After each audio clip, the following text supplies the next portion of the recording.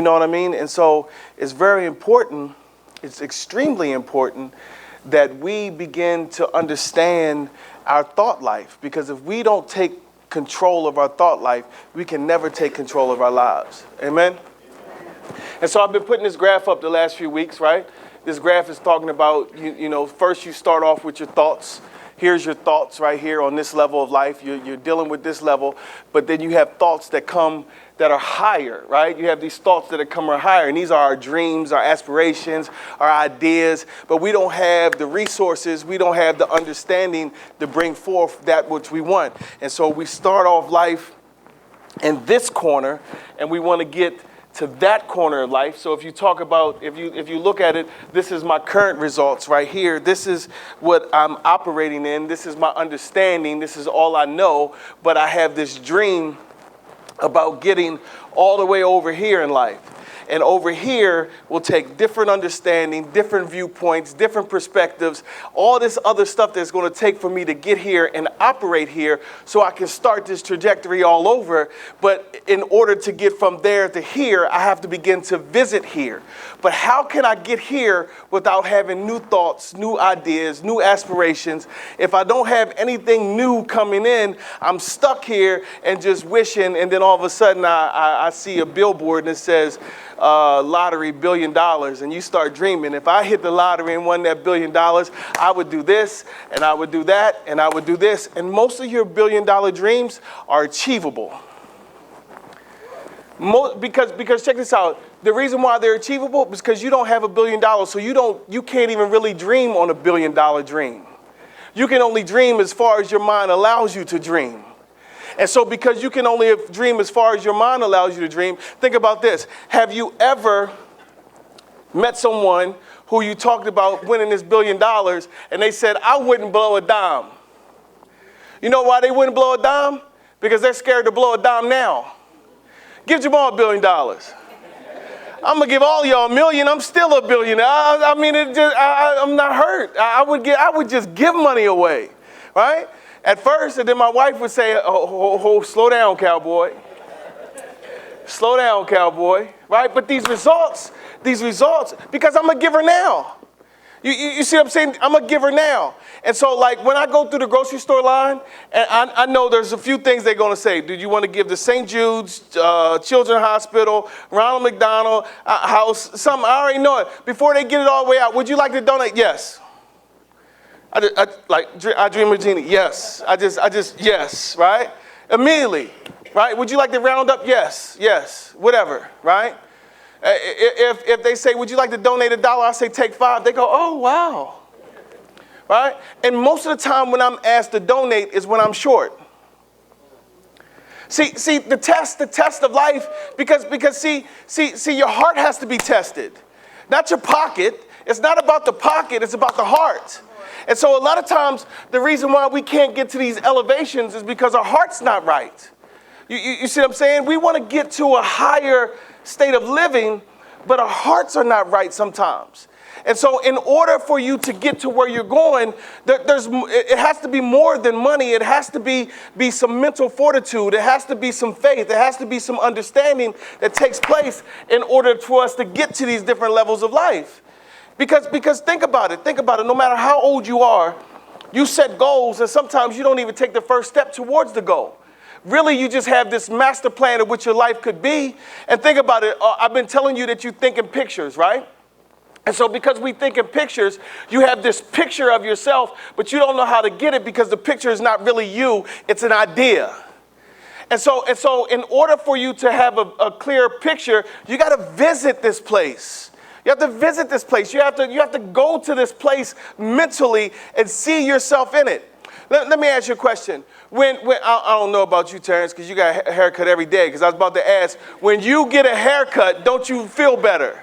But you look the same way every day probably. Clean cut, fresh, you too, cuz. You probably, you got a cul-de-sac, don't you? You let it grow sometimes? Or you just shave on Sunday before you come to church? I'm a little thin, cuz. Don't worry about it. It runs in the family. We family. Look. It's right there. It runs in the, you clean cut too. You shave every day? Never day. Okay, so when you do shave, right? Or when you do get a haircut, or ladies, when you do go get your hair done, don't you feel better? Why don't you hold that feeling? When the hair grows back, you don't have the same feeling as when you walk out of the barbershop or the hair salon. Why is it? Because it's based off what you see. It's based off the image. And so because it's based off the image, you don't see yourself the same way a week later, or 2 weeks later, or 3 weeks later. And so men, some of us get a haircut every week. Some of us get a haircut every 2 weeks. Why do we get a haircut every 2 weeks? Because we want to present our best self. Well, the Holy Spirit is inside of you, has empowered you, it's come inside of you so you can be able to be empowered to express your best self. You see what I'm saying? And so God gives you this vision of yourself in him, but a lot of times we see ourselves outside of him. And so because we see ourselves outside of him, we don't see ourselves correctly because you're looking in the mirror and you're not looking at the heart. Right? And so if you just start to look at the heart, look at your heart and understand who you are, now you start to get a different picture of yourself. And it's not necessarily based on what's going on the outside, but what's going on the inside. There has to be some kind of activity going on the inside in order for you to look at yourself in any situation and be confident in who you are. Because making good decisions has to be based on confidence about who you are, because you will have plans, you have aspirations, you have ideas, you have all this energy coming towards you, but you can't do anything about it because you don't see yourself correctly and you can't make the right decisions to get to where you're going. You start making decisions based on where you're at. And decisions based on where you're at is based on how you've already thought all your life. The world, your world is made up of decision making. Every single second, you must make a decision. You're making a decision right now to sit here and listen to me. You can also make a decision for all of you to get up and leave right now without even finishing. You're making a decision even though you're just listening to me talk to you. You're making a decision. And so every single moment, in between the moments, in between the seconds, you're making decisions. And so now, in order for me to get to this higher plane of living, all of a sudden, I got to adhere to something that has higher thought. God has higher thought. And so because God has higher thought, his ways are not our ways. His thoughts are not our thoughts. His ways are higher. So all of a sudden, I have to adopt the way he thinks, the mind of Christ. I have to adopt the way he thinks in order to get Christ-like results. Come on, next slide.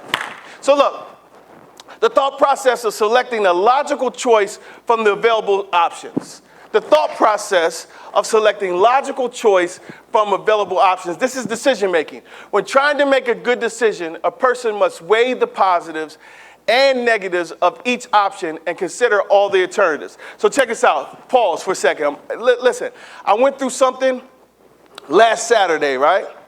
Not yesterday, but the Saturday before. And it was very uncomfortable mentally. It was extremely uncomfortable mentally, right? And so the first thing I did was, the initial blow of it, I said, oh, it ain't nothing. But see, you got to understand how Jamol operates. Jamol stews. Jamol lets it bubble for a while. And I keep flipping it around, and I'm trying to see a way out of this thing, and I can't see a way out of it. And I'm saying to myself that this is not going to be comfortable. It's not there to last, but it's just not comfortable. And then all of a sudden, mingled in with this uncomfortable situation is Jamol's pride, right? And so Jamol says, I have a safety net.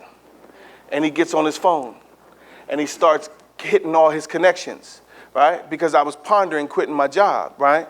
And all my connections were saying, come on now. You can leave now. Matter of fact, the one that was the strongest hit me yesterday. Where you at? I didn't see you here today, right? I just started laughing. I said, I'm off work. You still at work, right? But what you have to understand is that I'm working. Listen, when you are working on something and you're at current results and you see yourself going somewhere, listen to me, and you see yourself going somewhere, you're moving towards that thing is moving towards you, right? As you're making these decisions and these plans, and when something comes to interrupt it, you got to be alert. You have to be alert because something uncomfortable will come and change the whole plan. And if you're not careful, see, listen, if I'm not careful, the hour or 2 hours a day that it would take me to build my safety net, because that's how far I would have to travel every day, to and fro, an hour there and an hour back, plus work longer and later, would steal my hours of preparation. For weeks, for over a month, I've been getting up 5 a.m. every day, studying, working on me, raising my value, making decisions based on what I want to do over there and not right here. But because my little pride was hurt, I was about to make a decision. That would alter everything that I was working on, and everything that I was working on would have been gone because I would have made the wrong decision. So now, when trying to make a good decision, a person must weigh the positives and negatives of each option and consider the alternatives. The alternatives is, if I would have made a decision based on these results, I would have destroyed the results that I was trying to get to.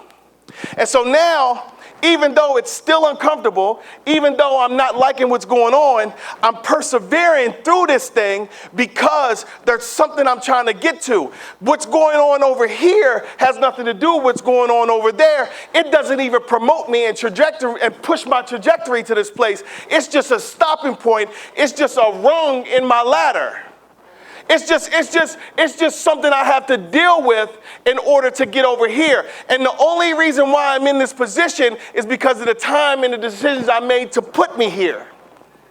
The only reason why I'm sitting in that place and in that position is because there's something I did and I did not do that has me sitting in that position. You see what I'm saying? And so you can't take a situation, an experience, or an event and make this the totality of your life, because that's where you're sitting right now. Because whatever decision you made up to that point and whatever decision you make after that point is very vital, because what you did before then has you sitting right where you are right now. And if your situation is uncomfortable, it's because of what you thought about. It's the decisions that you made. And it has nothing to do with what somebody else did. For effective decision making, a person must be able to forecast the outcome of each option as well, and based all these items determine which option is the best for that particular situation. See, everything that's best for you is not going to be comfortable. It's just not. And if you're going to have the optimal results, if you're going to take this faith and apply it to your results, right? Faith that brings forth results. If you're going to take this faith and bring forth the optimal results, you're going to have to go through some very tough waters. You're going to have to be stretched, because you can't handle. Listen, if you could handle where you were going, you'd already have it. You see what I mean? You would already have where you were going, but the reason why you don't have it is because you can't handle it. You can't handle it yet. It's apparent that you can't handle it because the decisions you already made have you sitting in the position that you're already in. And so because you can't handle it, you can't have it. You have to now fail, and fail often, and fail forward. Because if you don't fail, it means you never tried. And so failure is not a problem. Failure just means there's another way of doing it. You see what I'm saying? But a lot of us don't choose to get started because the fear of failure. Come on, next slide. And so you have to understand that this mind that we have, this navigator of life, because that's what it is. The mind is a navigator of life. You don't get a chance to do anything without your mind. You don't go, when you decided to come here today, your mind was already here first. Listen, even if it was last minute, you might not have planned last week to be here this week, but even if it was last minute, you planned because of your mind was here first. And so just look at this. Romans 12, he says, we know the scripture, right? In the King James. I wanted to break it out, though. I wanted to break it out in the Amplified. It says, I appeal to you, therefore, brethren, and beg of you in view of all the mercies of God to make decisive dedication of your bodies, presenting all your members and faculties as a living sacrifice, holy, devoted, consecrated, and well-pleasing to God, which is your reasonable, rational, where am I? Intelligent service and spiritual, where's my water? Reasonable, intelligent service and spiritual worship. So this word decisive, right? He says to make decisive dedication. Next slide. Decisive dedication of your body, right? So if your body can't go where your mind can't go, your body can never go. You can never have decisiveness in your worship and in your life if your mind's not decided to serve God. Right? Listen to me. You can come to church and do this and praise the Lord and sing the songs and worship and praise and talk church jargon, and then the doors open and you leave and you cussing, you lying, you stealing, and back you just have no idea what a Christian is. Because you're trying to build a reputation without the integrity of the reputation. And eventually somebody's going to catch you. Somebody's going to hear what's inside of you, because whatsoever in the man, out of the abundance of the heart, the mouth speaks. Right? And so decisiveness is defined as being characterized by firmness and decision.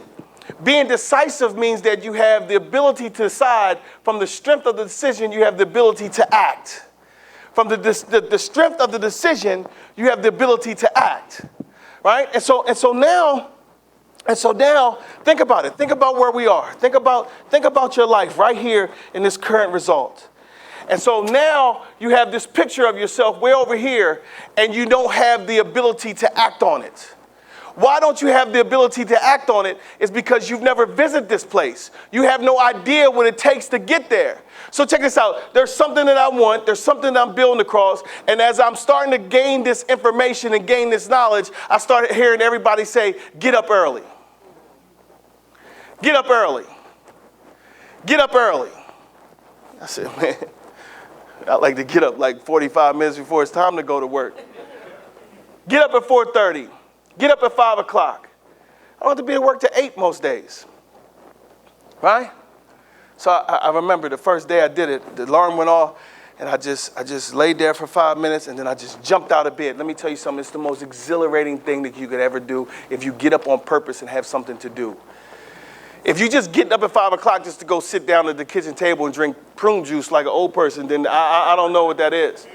But when you have something to work on for yourself, when you have, because you conquered the hardest part of the day. And so because you conquered the hardest part of the day, now everything else falls in place. So when I get up, I got a plan. You see what I'm saying? I have a plan. And so because I have a plan, that plan is being worked on. And everything that I'm doing over here with these current results is moving me closer and closer to this person. And not only is it moving me closer, that thing that was so far away has to now move towards me because I'm believing for it. You see, faith is acting on the word of God.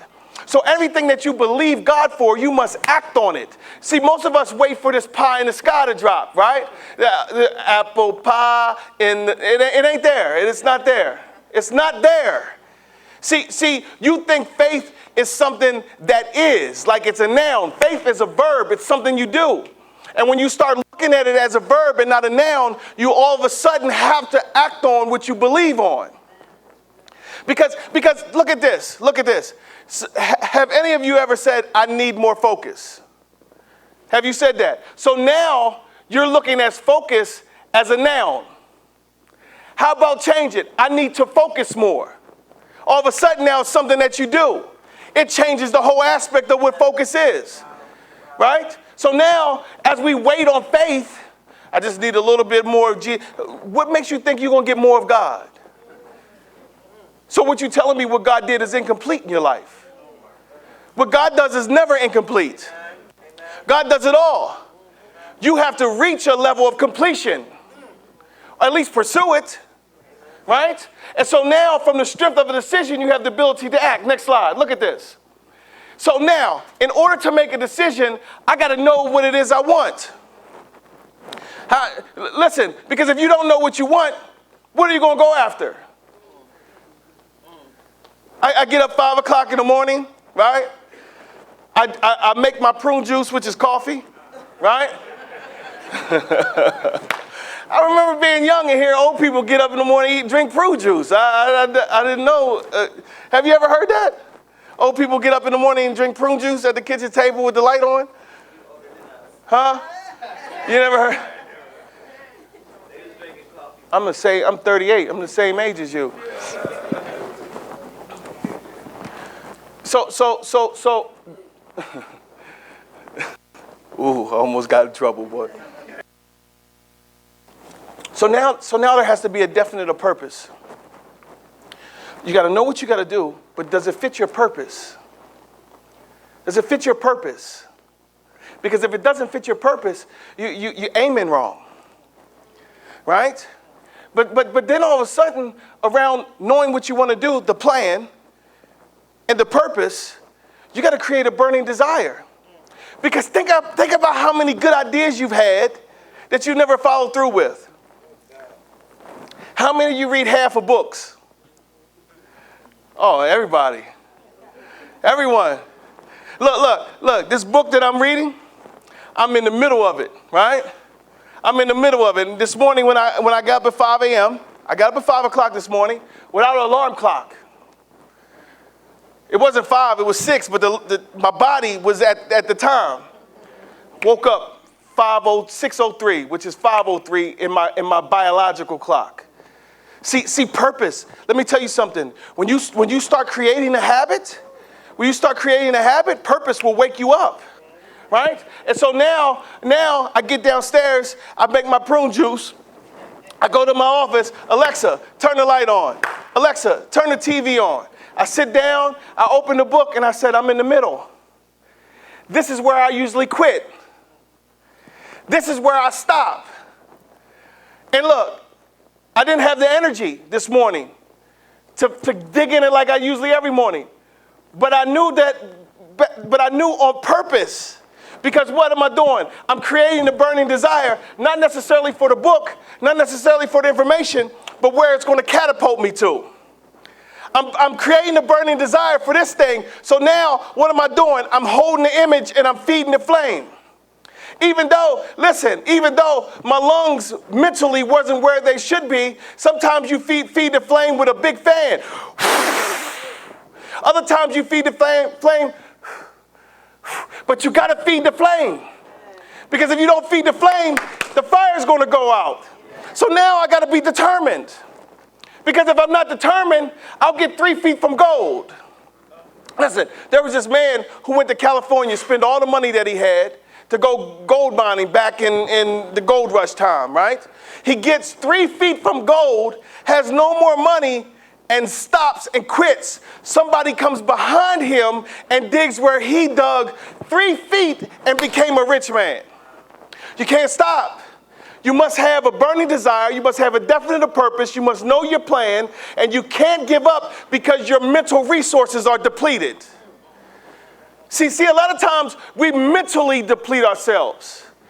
Because anything that you want has nothing to do with what's in your hand. It has everything to do with what's in your mind. Because how many times do they tell you, if there's a way, there's a will? Or if there's a will, there's a way? Is the other way?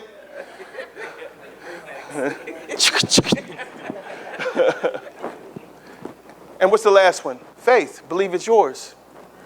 See, if you believe it's yours, you'll start. If you don't believe it's yours, it's just a wish. It's like the wish pond in the mall when we was kids. Some of y'all ain't old enough. Are you old enough? It was still there when you was there? You was a baby. It was gone right after that though, wasn't it? How old are you? It was still there? You was like 2. Upstairs was still there? Upstairs was gone. The pond was still there. All right? And so it's like, and some of y'all transplants don't know nothing about that.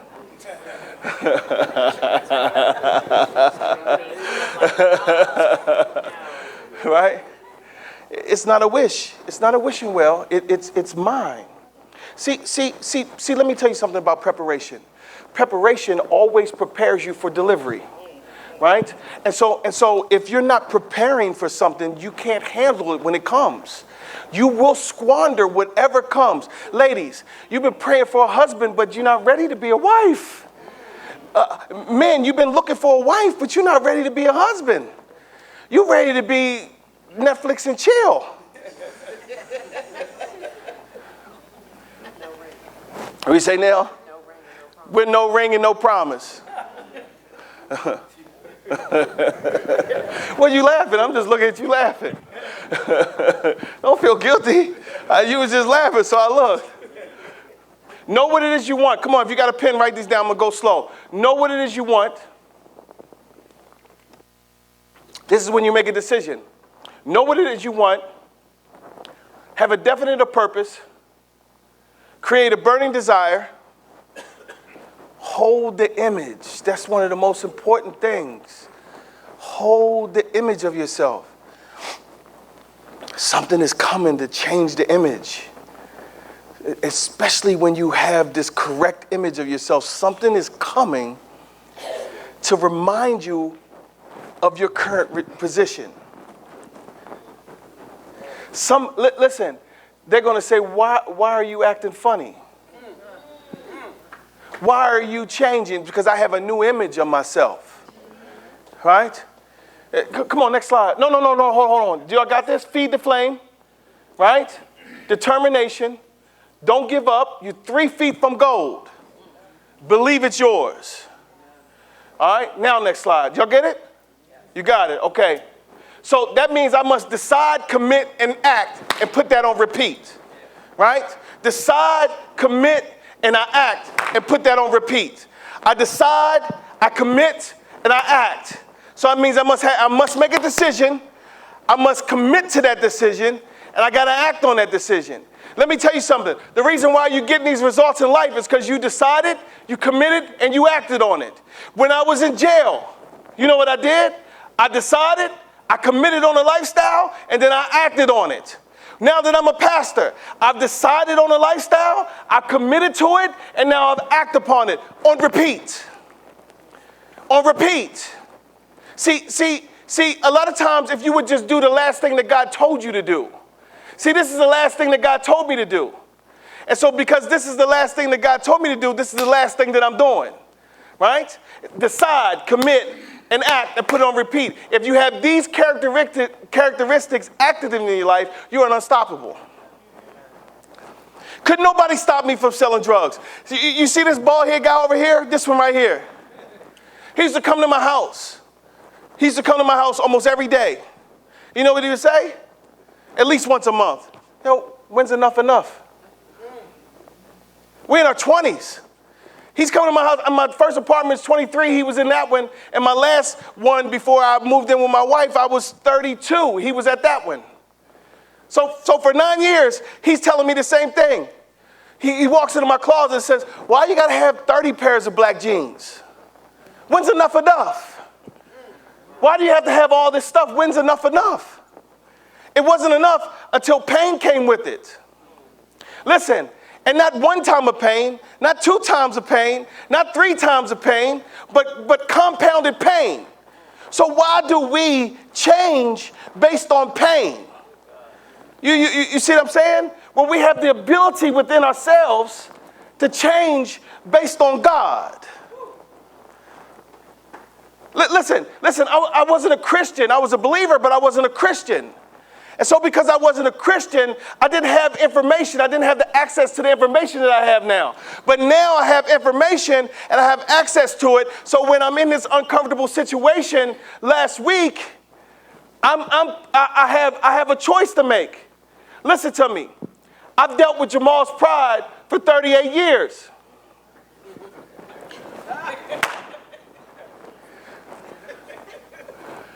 For 47 years. I've dealt with Jamal's pride for 47 years. Right?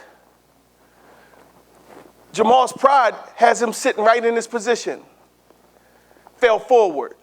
Fail often. Right? Fail. Deal with the pain. Deal with the uncomfortable situation. Right? Deal with it. Deal with it. Am I committed to where I want to go? Or am I committed to how I want to feel? This morning at 5 o'clock, I'm sitting there studying, and I got something on TV, and they talk about cold showers, being able to endure uncomfortable situations. I run upstairs, I get in the shower, I turn the hot water on, and then I turn it on cold. See, I'm playing with my mind. I'm playing with my mind. Being able to endure uncomfortable situations. I turn the cold water on for 15 seconds.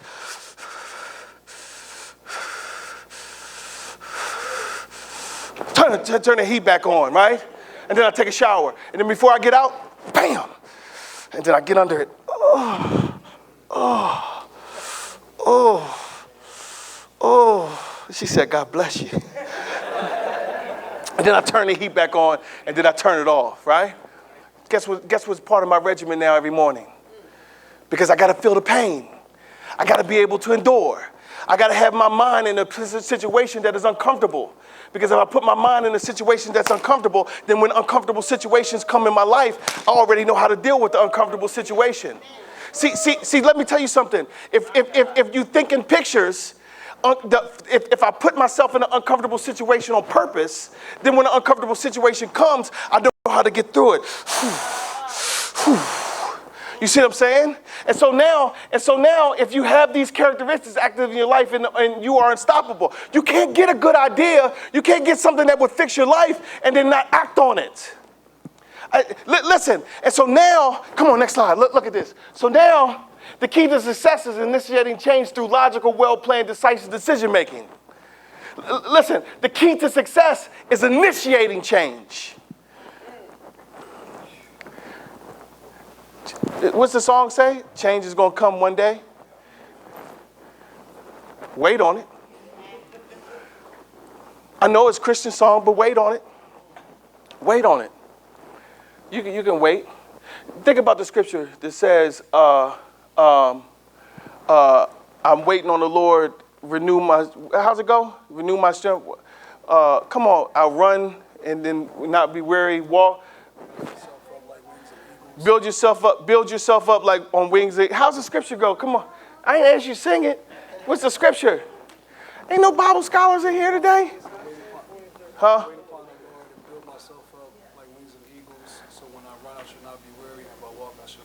So listen, he says, I'll wait on the Lord, right? That's wait. But I'll build myself up. I'll run and not be weary. I'll walk and not faint. Is that really waiting? No. Huh? Faith with works. Exactly. It's faith with works. And so now the change will happen, but you must be in charge of it. You must be in charge of it. Otherwise, you must take what comes with change and not dictate the change. Listen. My days have changed, but the only reason why my days have changed is because I did something about it.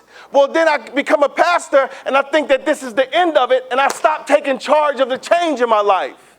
And so because I stopped taking charge of the change, all of a sudden I get stagnated, and I hit this plateau, and I'm wondering why I'm hitting this plateau. I'm serving God, I'm worshiping, I'm reading the Bible every day, I'm praying, but I'm stuck. And the reason why I'm stuck is because I accepted a change that happened a long time ago. In order to get where you're going, you got to change multiple times. You got to change multiple times, because if you don't change multiple times, you're going to stop. Because listen to this. When you hit a new level, the level you hit is based on the initiating of the change that you did at this level. When you get to the next level, you're going to have to initiate a new change to get to the next level. Otherwise, you stagnate.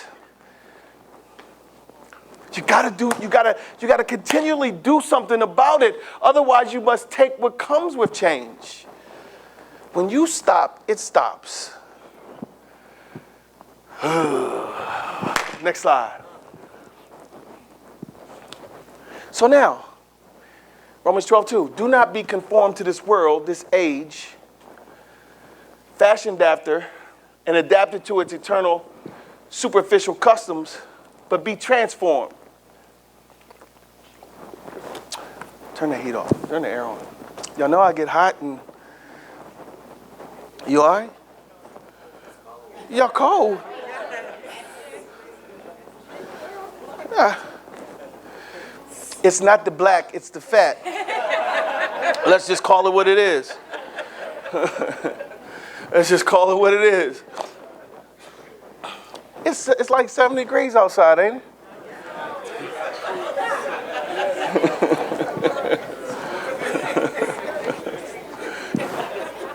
Hey, Antoine still says heat. Let's just turn it off. No cold. Is that good? Keisha's like this. Listen, this is cold shower. This cold shower. Turn it. Do not be conformed to this world, this age, fashioned after, adapted to its eternal superficial customs, but be transformed, changed by entire renewal of your mind, by its new ideas and new attitudes, so that you may prove yourself what is good and acceptable and perfect will of God, even the things which is good and acceptable and perfect in his sight for you. Do not conform, right? Do not conform. Do not conform, right? And so listen. It says, but be transformed, right? So this transform is this metamorpho, to want to change your world, change yourself in your internal change. Come on, give me next slide real quick. I think I got something written there. There it is. To change into another form. Metamorpho, to remodel. Do not be conformed to this world, but be ye transformed. Metamorpho, where we get our word metamorphosis. What does the caterpillar do? Crawl on his belly, then all of a sudden it's beautiful and it's flying. Your mind has to become creative. Your mind has to become creative. If your mind has been dull, it's because you haven't put anything in it for it to work with. You got to put something in your mind for it to work with. You have to read. You have to be creative. You have to be, listen, parents, exposure is the greatest thing. If your children's not being exposed to anything, they're not learning anything but what you know. And they're going to get the same results that you got because you haven't exposed them to something greater than what you were exposed to. Exposure is everything. You know why? You know why exposure is everything? Because we see in pictures. When you expose a child to something greater, they see something greater. Check this out. I don't know who said it, but I was reading on Facebook this morning that someone took their kid to the National Aquarium, the Baltimore Aquarium, right? Who was that? You? Cole, yeah, you. And he said, Daddy, he woke up and said, Daddy, we in Wakanda.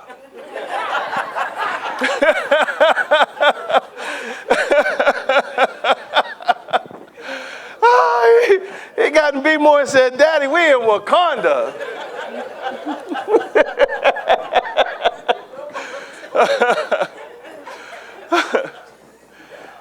To remodel. We get so stuck on what we want for our kids. What about their dreams? What about exposing them to something so they can dream? What about exposing yourself to something new so you can dream? Listen, some of you feel like you're too old. I keep telling you, Colonel Sanders got his first chicken deal when he was 60. First chicken deal. He was frying chicken for a long time. You can guarantee that. He signed. Look, he got a record deal at 60. He became an engineer at 60. Come on, next slide. Look at this. Mind. And the Greek word nous. Cognitive ability, cognitive content, cognitive factor, cognitive process, mental attitude. How do you change that? Listen. Look at this. I got up every day on purpose to go hustle. If you could understand and roll back the time and roll the tape and see me. Listen, there's no one in this room but him that has an actual picture of me with trash bags of drugs and scales and those things in my house. But when he never went with me outside of that, he never went with me. But no one knows me in the back of a bodega buying Coke. No one's been with me when I was in D.C. buying drugs, and I'm in Baltimore buying drugs and coming back up and down the highway. No one's with me when I'm chopping Coke up and I'm sniffing Coke up my nose. I was alone. I did these things alone. No one in this room, even my wife wasn't with me in those times, even though she was with me there. And so none of you have that image of me, but I have that image of myself. How do I change my mental ability, my mental content, my mental factor, my mental process, and my mental attitude just by being? No. No, because I learned how to do something. And so because I learned how to do something, I had to change what happened. Because I've always taught this. If this is life, you need a filter to catch what's coming in. And listen, let me tell you something. What I did was what I was exposed to. To be 14 years old, and know your nature, and know that you're a good boy, but you keep doing things that are not good. To be 17 and know that you're a good boy and know that you're not doing what's good. To turn 25 and look back at the 12, 13, 14-year-old and know now that little boy is gone and he is dead and there's no way to resurrect that little boy because there's a life that's going on. To be 28 and 30, looking back at that 15-year-old. You see what I'm saying? And so now I can never make him live again, but I can kill this one. And the only way to kill this one is have a different mental ability, different mental content, different mental factors, a different mental process, and a different mental attitude. Because without that, without feeding yourself something new, let me tell you something. What you feed yourself is what you are. I'm going to say this again. Check this out. Rich people read books. Poor people watch TV. I listen to TV. I don't even listen to TV. I got some self-help stuff and Jesus in my ear, and while that's on, I'm reading. I spend no time just like this. In the last 2 months, I have not watched one TV. I watched Carolina smash Duke last night.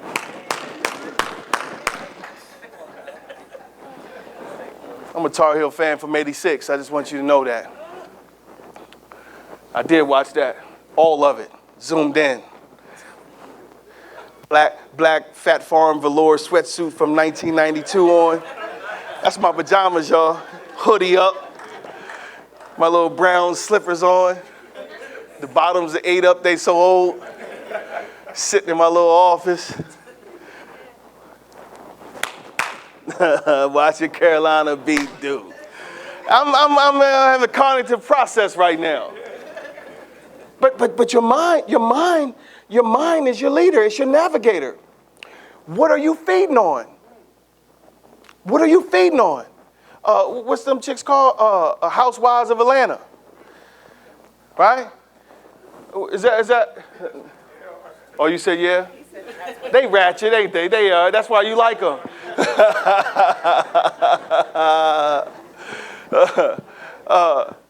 The haves and the have-nots, they some crazy people. I'm telling you, my TV is books. My TV is the picture that's going on in my mind. Listen, my TV, listen, sometimes I had this picture forever. Somebody bought it for me when I first became a pastor, and it's this picture of this tree, and it says change. And when you move, it changes the seasons. I took it off my wall, and I put it right in front of my desk. And I took a piece of paper, and I stuck it up in the corner of the picture, and it says, what are you working on? And I put underneath of it in red ink, growth. And then I look at this picture sometime when I get stuck, and I just move. And I watch the seasons change in my life. And now I'm working on this mental process. I'm working on how, listen, because I don't know how I'm going to get to this person, but I'm creating, I'm burning, I'm feeding the flame. I'm determined. Listen to me. And one time last week, about 2 mornings when I got up, I was stuck. I didn't feel like it. And so you know what I did one morning? I just got back up from my chair and I went and laid down. But before I laid down, I said, it's okay to rest on your way to growth, but just set the alarm clock. Don't lay down and stay down. Just because you wasn't inspired one day don't mean that you're not going to be inspired the next day. It's okay to pause. It's okay to pause, but don't stay there because you need some new ideas. You need some new ideas because if you don't have the new ideas, you are going to be stuck right where you are. And guess which way that you're going to go? Down. Everything that you worked on is going to be gone because you stopped. You stopped. Come on, next slide. So this paradigm, this mental attitude must shift. In order to change your mind, you must completely change your disposition and inclinations. Your attitude has to change. How many of you say, I don't know what to do, I don't know how to do it, there's no way for me to get it done, I just don't know? Well, that's what you're going to get. As much, key, I am nothing. I am broke. I don't have. And if you keep saying that to yourself, you won't do. Listen. God said, new life, start a church. With what? With what? I don't have nothing. But you know what I had? I had a word of God, and I had wrapped my life around it. Listen, this is called jumping and building your wings on the way down. I threw my whole self at this ministry. And so because I threw listen, at the beginning, I threw my whole self. Let's just call it what it is. I threw my whole self in it. I wrapped my whole self around the idea of pastoring. That's why we're sitting here right now. But if I don't continue to throw my whole self at it, look what happens. See, when you go on autopilot, things start falling off. When you go on autopilot and think that you can operate on talent and not cognitive process, mental attitude, mental fortitude, things start falling off. Y'all got talent to sing, but if you don't do anything about it, you'll be singing on this level or down the street on that level. That's where you'll stay. And you'll get old on somebody's worship when God has given you the ability and put a treasure inside of you. You write music? Yeah. It's not just for this area. That music will die in Washington County if you don't do something about it. If you don't dream bigger. That music will die in Washington County. You'll be known as Sam, the music man in Washington County. You'll be an old man.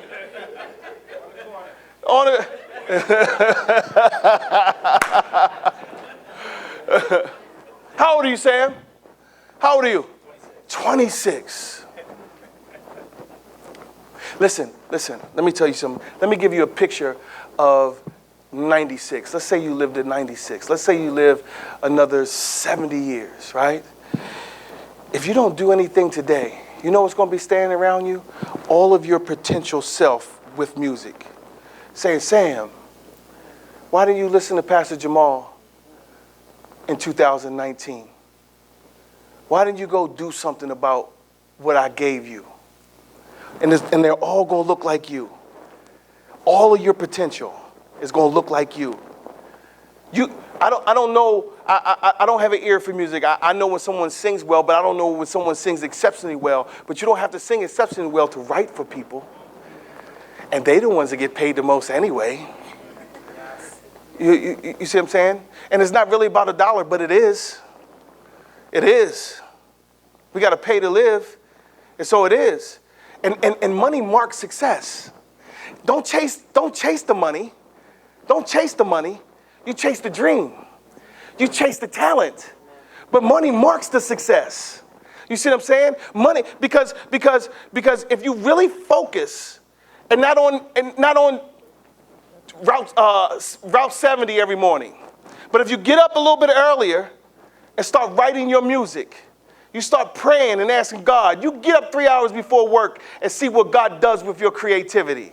When you get a definite purpose and say, this is what I'm going to do, and I'm going to write music for the masses. And you begin to write. And when you get writer's block, write anything. Just write. Use your talent. Let God unlock it. And I guarantee you'll stop driving over that mountain. One day, if you stick to it and be determined, feed the flame, I guarantee you'll stop driving over that mountain. You might drive over another mountain, but that mountain will stop. I'm telling you something. And you don't have to know how. You don't have to know how it's going to get done. You just do what you want to do. You just write. You know how many times people come up to me and say, Jamol, you should write a book in the last 15 years. I don't know how to write a book. I'm writing 3. And you know why? I'm just writing. Last night, as I was studying last night, little quotes were coming up in my mind. I typed the quotes out on my computer, I'd save them, and I got this file that says quotes. And then I put my name on it, and I put it in alphabetical order, A, B, C, D, D. And so if I ever want to write a book on success, all I got to do is open up S. 5 years from now, I'll collect all these quotes on success, and all I got to do is open up the quotes on success and then build upon it. See, you got to plan. And when you plan, you create. You see what I'm saying? Because when you put your mind to something and you have the backing of God, when you put your mind to something and you have the backing of God, nothing can stop you. But you got to work the plan. Come on, I got one more thing to show you. I'm going to let y'all go. It's pretty long. Change your mind must be on purpose. If you are drifting through life, then you are drifting in your thinking. The process of changing your life comes with specific ways of thinking. You are purposely changing your disposition in order to get a purposeful outcome. I'm going to read that slower. Changing your mind must be on purpose. If you are drifting through life, then you are drifting in your thinking. The process of changing your life comes with specific ways of thinking. You are purposely changing your disposition in order to get a purposeful outcome. You see what I'm saying? And so come on, next slide. Look. No, get out of that. I don't want to show you that. I'll show you that some other time. We run out of time. Listen, this is the prodigal son. We all know about the prodigal son, right? Right? We all know about the prodigal son. If you don't, you're about to find out about him, right? Then he said, there was once a man who had 2 sons, right? He had 2 sons. The younger said to his father, Father, I want right now what's coming to me, right? So the younger son goes to the father and says, Daddy, I want my inheritance. Give it up. So the father divided the property between them. Listen, the decision that you make is going to affect someone else. The older son didn't ask for his stuff. The older son didn't ask for his stuff at all. The younger one made a decision. When you make a decision, everything that's in your world is going to be affected by it. Even if you make the decision in private. He didn't make a decision in private, he made an open decision. And so because he made an open decision, it affected someone else. Come on, next slide. Look at this. Now, based on the story of what you know right now, did he make a cognitive decision or emotional decision? He made an emotional decision. He saw his stuff. Now listen. Don't get it twisted. When you make a plan, listen, you don't make the plan on emotion.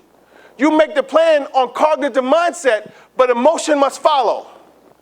Because if you're not emotionally involved with it, it's not going to happen.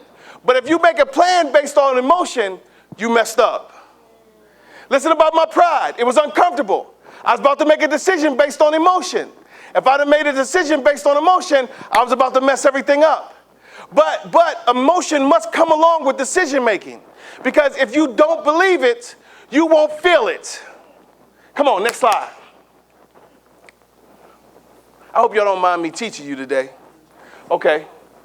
It wasn't long before the younger son packed his bags and left for a distant country. See, this is what shows that he was emotional. Undisciplined, dissipated.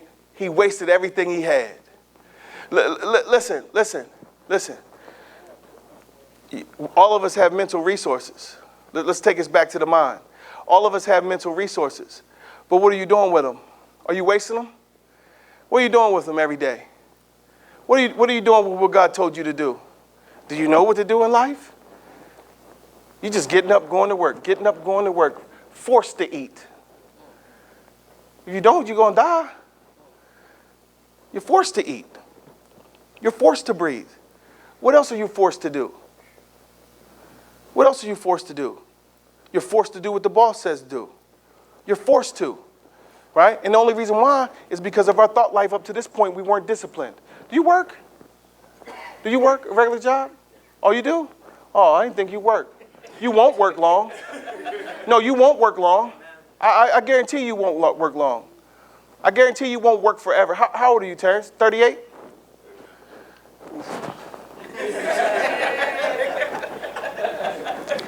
I'm trying to give you a little feat.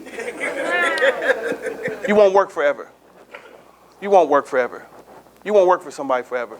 I guarantee it. Because you're not undisciplined and dissipated. You're disciplined. And if you take that discipline and wrap it around a definite purpose, the world is yours. I know it. I see a look in your eye. There's a look in your eye that you have. There's a look of hunger. There's a look of exploration. And anyone who has hunger and exploration in their eyes, that's dangerous. That's dangerous. Come on. And he was undisciplined and dissipated. And after, go ahead. Next slide. And after he had gone through all his money, there was a bad famine all through that country, and he began to hurt. See, listen, the reason why this position hurts is because you're at your wit's end. You lost it. And so now you are creating a groove of comfort. You've settled. You stopped dreaming. All those plans of what you wanted to be. You played baseball, didn't you? You never played baseball? You look like a second baseman. You didn't play baseball? What did you do when you were young? You played basketball. What did you dream about? You didn't have good dreams? So do you think you can ever have good dreams? You do? You already do have good dreams, right? There's something you want to do, ain't it? I see you every once in a while when I'm talking, you smiling, right? Because there's something you want to do. But there's something in you telling you can't have it. It's lying. You know what that is? That's everything that's happened before. You've been sitting here with me for a couple weeks straight. Listen what's coming into your mind now, right? What you have to do is now take this information and process it correctly. The way to process it correctly is there's no way that God has me sitting in the room with this information and it's not for me. So what am I going to do with the information that I'm getting? You see what I'm saying? And so now that I'm getting the information, now that you're sitting here getting the information, why is it that you're sitting here? It's not to continue in pain. It's not to deal with this famine of life. It's not to deal with what you have to settle for. Who's making your decisions in life?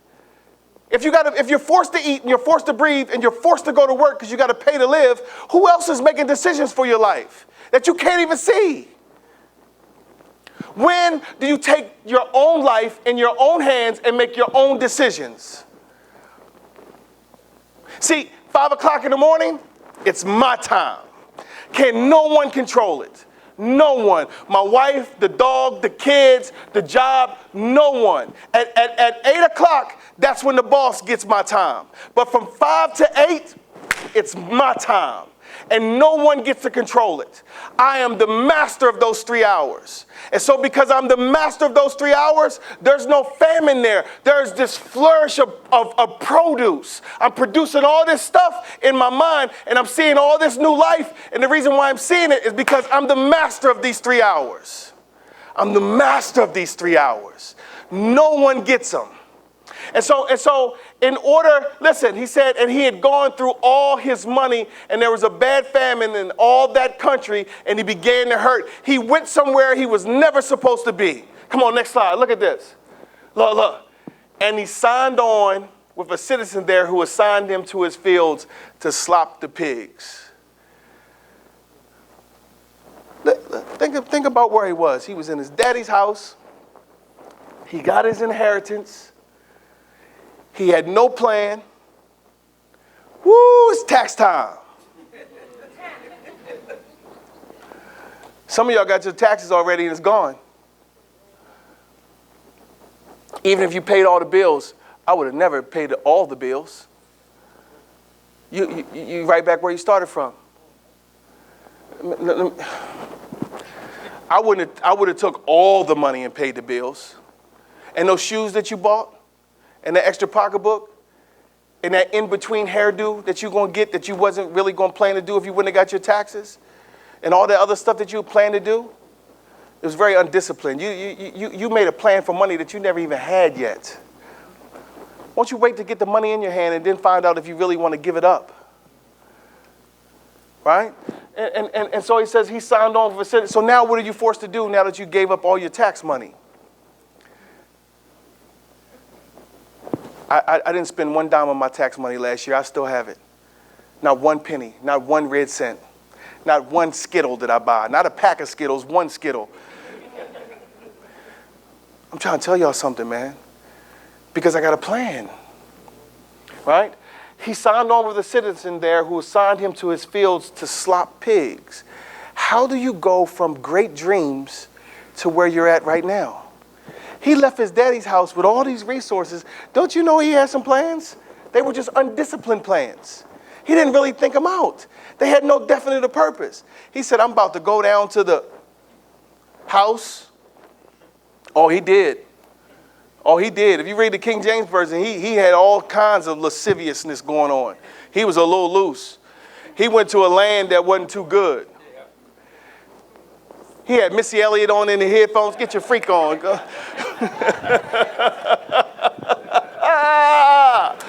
Oh, Jesus. Come on, next slide, next slide. Look at this. When we fail to make the right character choices within us, we give away our ownership of ourselves. We belong to others, to whatever gains control of us.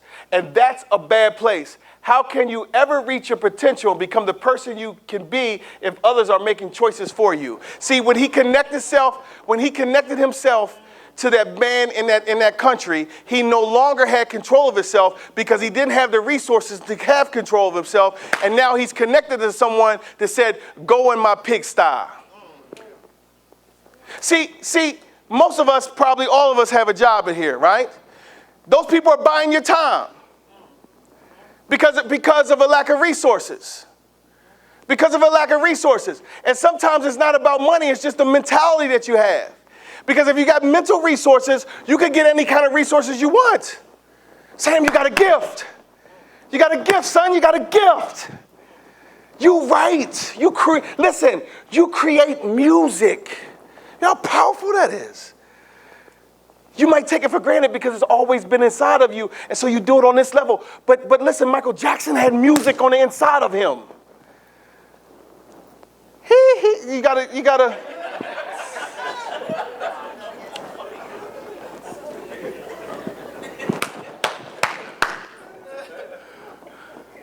Come on, next slide. Then when he came to himself, he said, how many hired servants of my father have enough food and even to spare, but I'm perishing, dying here of hunger? When he came to himself, where did he come to? He came to this. And what did he do? He saw his daddy's house. See, listen. Even though he left somewhere and went and did something completely wrong, in the worst place that he could be, he had an vision of where he should be. You have a vision of where you should be. You do. You have a vision of where you should be. Why are you waiting for somebody else to produce that for you? Because your job's not. They're going to pay you just enough so you can come back tomorrow. That's what they're going to do. They're going to keep paying you just enough. You know what my 3 hours are? My 3 hours is because I'm going to fire that man out of my life. Listen, the higher my value raises, the closer I am to firing my boss. I'm telling you something. The more I learn, the closer I am to firing him. I'm going to write on a slip one day. I'm going to walk into the job and say, here, you're fired. He going to look at it and say, what you talking about?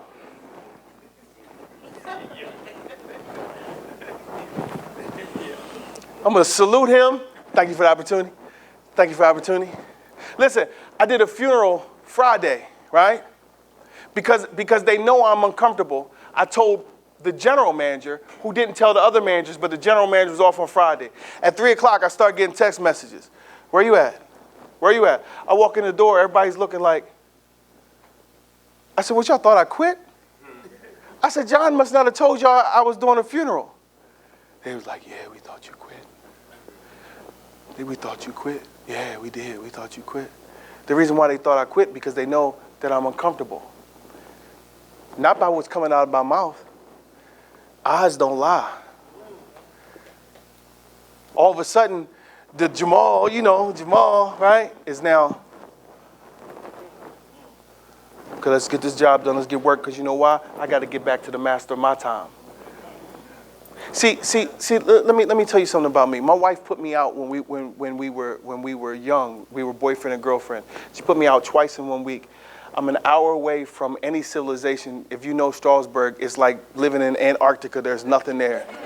There is no, where my wife is from, it is just nothing. I had no car. I had nothing, right? She put me out. My mom comes and gets me. And then she let me back in. And then like 2 days later, she put me out again. I said, I'll never, ever be in that position again. I never lived anywhere where my name wasn't either the sole name or the only name. It made me possess my stuff. So now that I'm in this position, it's the same thing. It's the same thing. It's the same mentality. I'll never put myself in position for someone to have this control over my life again. I may not be able to take advantage of what I want to do right now because, listen, when my wife put me out, I had to go to my mommy's house. But let me tell you something. From that place, I never was in that position again till this day. To this day, she can't put me out. No one can put me out. No one can put Jamol out ever again in life because I made sure, right, it hurt enough. It was enough discomfort that I was never going to allow it again. Pain can be a catalyst of growth. You got to use it the right way. But pain can be a catalyst of growth. So now that I'm in this painful position, the shower's on cold, y'all. The shower's on cold. And I'm sitting under this cold water at this job, and I don't like it. I'm being used. I'm being taken advantage of. But I'm sitting there. You know why? Because it's building up a process in me. It's building up a process in me. It's speaking to me. There's one part of me, listen, because what you got to know is the reason why I'm on this job is because it got uncomfortable on the last one, and I ran. If you really think about December 2007, I was in here bragging like, I got a job and I wasn't even looking for one. The boss called me and asked me did I want to come back to work. That was December 2007. By March, it was an uncomfortable situation, and I ran. And because I got a skill set, I know I can walk in any dealership. Well, within that last year time frame, you know what I learned? If you're going to conquer anything, burn the boats. Go to the island with your army and burn the boats. Don't draw up a safety net. It's either sink or swim now. Yes. And so now that I'm a year mature with different information, I burn the boat. Because the first thing I did was I went out to anybody watch, what's the Vikings? I was fluky. I was putting the boat together. I was building my boat. I was texting my old boss, the one I just ran from. That's who texted me yesterday, the one I just ran from. I said, hey man, is the light on? He said, the light's on. You can come back right now. Quit, is what he was saying. Walk off the job right now. You got a job right here, always. I was getting ready to steal my 3 hours. I was getting ready to lose my 3 hours because of a safety net. I was getting ready to lose my 3 hours. I was about to lose the master of my time. I was about to lose it. Just because my little pride was hurt. So I turn the water on cold. And I sit there for 8 hours every day. 8 hours. Uncomfortable. Not liking it. But they are creating a weapon, and they don't even know it. They are creating a weapon and don't even know it. Listen. There's something on the inside of me. There's something on the inside of you. There's something on the inside of you that the world needs. You can't deliver babies without pain. You just can't do it. Even if it's quick pain, even if you're in labor for an hour and not 10, you're going to have some pain. Them hips going to unlock, clink, clink, clink, clink. You're going to be turned into a transformer. Woo! Thank God I'm a man. I only have mental birth. Woo! But I'm telling you something, man. You must go through it. Your decisions are going to need the pain. You're going to need to be uncomfortable to have what you want in life. If you think that you're going to just stay in your little mundane comfort and have all this stuff and all these dreams and all this level of success, you're going to be stuck right where you are right now, and 30 years are going to go by. I refuse to allow another 30 years to go by in my life and me not take charge of it. So every decision I make is based on where I'm going. You got to understand this. I drove to church this morning, focused. I felt like I was mad. I was so focused. I felt like I was mad. I was so focused. I had to shake it off when I got out of the car because I felt like I was mad. It's because I'm focused. Anastasia messaged me this morning. I messaged her and she messaged me back. She said, Pastor, are you in need and everything? I said, I want to stay in need. That's my growth plan, to stay in need. I don't never want to be satisfied. I want to continue to grow. I want to stay in need. Man, he who hungers and thirsts after righteousness will be filled. At the moment that you stop hungering and thirsting after life is the moment that you stop growing. It's the moment that God stops pouring. I said this morning, I want God to put a carrot in front of me. I told you, did I tell you that, Nikki? No. Tracy. You said, It was Tracy. Tracy, I said, Tracy, she said she had a book of prayer. I said, put me in the book. She said, you in the book? I said, well, change what you pray about. Change that God puts a carrot in front of me, that I'm always chasing it like a horse. Horsepower. I'm telling you something, man. I'm telling you something. I'm not the smartest cog on the wheel. I'm not. I mess words up. I don't write well. But I'm telling you, through repetition. Because listen, all I want to do with my life is speaking right. That's all I want to do is speaking right. And so through repetition. What's the first principle of teaching? Repetition. What's the second principle of teaching? Repetition. What's the third principle of teaching? Go back to that picture real quick. Go back to that picture. Let me show you something. You got fixed habits. A fixed idea equals a habit. You got to have some repeated issues and repeated processes in order to bring forth new habits. The reason why you're in this place is because you have a repetition of life that has put you right here with these current results. In order to change and get different results, you're going to have to take this idea that's here and put it down in your subconsciousness and then pound your subconsciousness until you change your life. You must change your life, because if you don't change your life, nobody's going to change it for you. No one's looking for us. Sam, the reason why you're not writing music like Michael Jackson is because no one's looking for you. You got to make them look for you. You got to make them look for you.